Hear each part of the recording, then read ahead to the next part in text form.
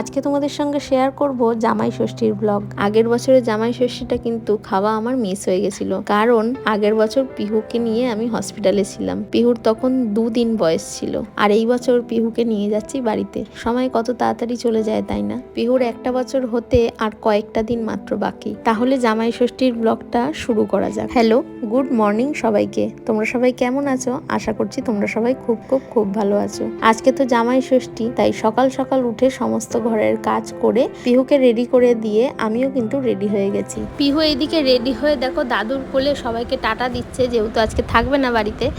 তারপর সবাইকে টাটা দিয়ে আমরা দেখো বেরিয়ে পড়েছি। যেতে যেতে এই যে হেয়ার ব্যান্ডটা খুলে দিয়েছিল, রাস্তায় ফেলে দিয়েছিল, আবার এটাকে তুললাম, নিয়ে হাতে নিয়েছি, এখন বাড়ি গিয়ে পরিয়ে দেবো। এই যে মাথার হেয়ার ব্যান্ডটা, এটা পরিয়ে দিয়েছিলাম বাড়িতে, আর এটাকে যেতে যেতে মেয়ে আমার রাস্তায় খুলে ফেলে দিয়েছে। কিছুটা গিয়ে দেখছি মাথায় তো হেয়ার ব্যান্ডটা নেই, তারপরে দেখি যে রাস্তায় পড়ে আছে। তারপরে আবার গেলাম, গিয়ে সেটাকে তুললাম, তুলে তারপরে আবার পেরিয়ে পড়েছি বাড়ি যাব বলে। আর বলতে বলতে দেখো চলে এসেছি বাড়িতে। আর বাড়িতে এসেই দেখো মেয়ে আমার খাটে উঠে মামার ফোন নিয়ে কুটুর কুটুর করতে শুরু করে দিয়েছে। ব্যাগ নিয়েছে, ব্যাগে কিন্তু অনেক টাকা কালেকশন হয়েছে। হ্যাঁ, মামা দিল, দাদু দিয়েছে, ঠাম্মা দিয়েছে। পাপা দেয়নি এখনো, পাপা দেবে। দাও, পাপাও দিয়ে দিক। হ্যাঁ, পাপাও দিয়ে দিক একটু। গল্প শেষ। তোমার হাগিস লাগবে তো না? এইখান থেকে ছেড়ে ছেড়ে নিয়ে হাগিস কিনে এটা দিয়ে তোমার হাগিস হয়ে যাবে না? এটা দিয়ে তোমার হাগিস হয়ে যাবে, ওই জন্যই দিয়েছে বেশি করে।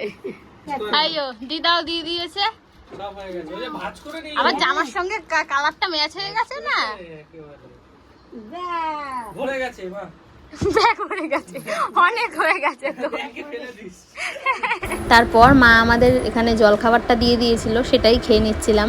আর পিহুকেও ড্রেস চেঞ্জ করিয়ে দিয়েছি, আমিও চেঞ্জ করে নিয়েছিলাম। তারপর পিহু দেখো দিদির কোলে কোলে ঘুরতে চলে গেল, আর আমিও সেই ফাঁকে টাটা দিয়ে চলে গেছিলাম রান্নাঘরে। মা সমস্ত কিছু রান্না করেই রেখেছিল, শুধু আর শুধুমাত্র মাংসটা আমাকে করতে বলেছিল। মানে দাদা আমার হাতে মাংসটা খেতে খুব ভালোবাসে, ওই জন্য মা এখানে সমস্ত কিছুই রেডি করে দিয়েছে। দেখো কড়াইতে তেলও দিয়ে দিয়েছে, আর ওদিকে ভাতও বসিয়ে দিয়েছে। আর দেখো এদিকে সমস্ত কিছু কাটাকুটি করে রেডি করে দিয়েছে। মাংসটাও প্রেসারে সিটি দিয়ে রেখে দিয়েছে, এইবার শুধু মাংসটা করে দেবো, তাহলেই হয়ে যাবে। ওদিকে রান্নার মশলা কষানো বসিয়ে দিয়ে আমি একটু গেছিলাম পিহুকে দেখতে, যে পিহু ওখানে গিয়ে কি করছে। ও বাবা, গিয়ে দেখছি ওখানে সবার সঙ্গে বেশ কিন্তু সুন্দরভাবে খেলা করছে। এই যে তোমরা দেখতেই পাচ্ছ এখানে বসে কত সুন্দর খেলা করছে। ওখানে বেশ ভালোই রয়েছে, জাস্ট একটু দেখতে গেছিলাম। তারপর আমি আবার চলে এসেছি বাড়িতে, কারণ বাবা এখানে আইসক্রিম নিয়ে এসেছিল, সেটাই খেতে এসেছিলাম। আর আজকে যা বিশাল গরম পড়েছে, একটা আইসক্রিমের প্রয়োজন ছিলই। মা আর আমি এদিকে আইসক্রিমটা নিয়ে নিয়েছিলাম,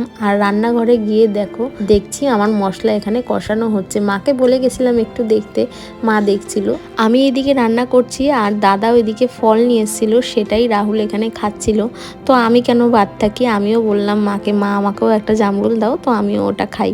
তারপর দেখো হয়ে গেছিল অনেকটাই দুপুর, তো পিহু এখন খাবে, মা পিহুকে খাইয়ে দিচ্ছিল। আর এইদিকে দেখো কথা বলতে বলতে কিন্তু রান্নাও এদিকে সমস্ত কিছু হয়ে গেছে। এইখানে কিন্তু মাটন করেছিলাম আমি, আর মা এইখানে করেছিল মাছের মাথা দিয়ে ডাল, আর এইদিকে করেছিল মাছের ঝোল, যেটা মা আর পিহু দুজনেই খেয়েছে। আর এইদিকে করেছিল 5 রকম ভাজা, আর উচ্ছে আলু ভাজাটা স্পেশাল করেছিল। পিহুকে খাওয়ানো হয়ে গেছিল, তারপর মা কিন্তু এইখানে দেখো সবার জন্য খাবার বাড়ছে, আর আমাকে দায়িত্ব দিয়েছিল মাটনটা ভাগ করার। তো আমিও আমার কাজে লেগে পড়েছিলাম, মানে সমস্ত কিছু মায়ের হাতে হাতে গুছিয়ে দিচ্ছিলাম। এই যে মা এখানে সমস্ত কিছু সাজিয়ে দিয়েছে, 5 রকম ভাজা, আর উচ্ছে আলু ভাজাটা হচ্ছে রাহুলের ফেভারিট। মাকে ফোন করে আগেই বলে দিয়েছিল উচ্ছে আলু ভাজাটা যেন ওর চাই। আর এখানে আছে মাটন, এখানে আছে মাছের মাথা দিয়ে ডাল, এখানে আছে সব রকম ফল আর মিষ্টি, আর এখানে আছে দই। খাবারগুলোকে মন দিয়ে দেখছো, কোনটা কোনটা খাবো আগে, কিন্তু এখানে স্টেপ বাই স্টেপ খেতে হবে। আমার তো টার্গেট এইটা। ওহো, এইটা। তো দুপুরবেলা খাওয়া দাওয়া করে আমরা একটু রেস্ট নিয়ে নিয়েছিলাম, আর ঘুম থেকে উঠেই দেখো পিহুকে দেখো, পিহু ওখানে দিদা চুল আঁচড়াচ্ছে, আর ও দেখছে যে কি করছে ওটা। তো তারপর আমি এখানে ফ্রেশও হয়ে গেছিলাম, আর ফ্রেশ হয়ে পিহুর সন্ধ্যের খাবারটা বানিয়ে নিয়েছিলাম। এইবার পিহুকে সন্ধ্যের খাবারটা খাইয়ে দেব। তারপর মা এখানে আমাদের সবার জন্য চা বানিয়েছিল, সেটাই দিয়ে দিচ্ছিল। তো সন্ধ্যের চাটা খেয়ে আমরা চলে গেছিলাম বাইরে একটু সবার সঙ্গে গল্প করতে। আর এইখানে বেরিয়ে দেখো পিহু ওর পাপার সঙ্গে কত সুন্দর খেলা করছে। ও দেখ না হা করে দেখছে কি হলো এটা, বাবাকে কে নিয়ে নিল।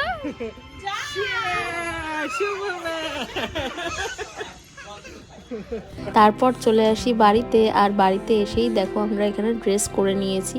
এইবার চলে যাব বাড়িতে, বেশিক্ষণ আর থাকবো না, কারণ কালকে আবার যাব বড়মা বাড়িতে। তো বাড়িতে গিয়ে ড্রেস ট্রেসও প্যাক করতে হবে। আর মা রাত্রের খাবার বাড়িতে প্যাক করেই দিয়ে দিয়েছিল। তোমাদের আজকের জামাই ষষ্ঠী কেমন গেল অবশ্যই কমেন্ট করে জানিও। দেখা হবে নেক্সট একটা ভিডিওতে। টাটা।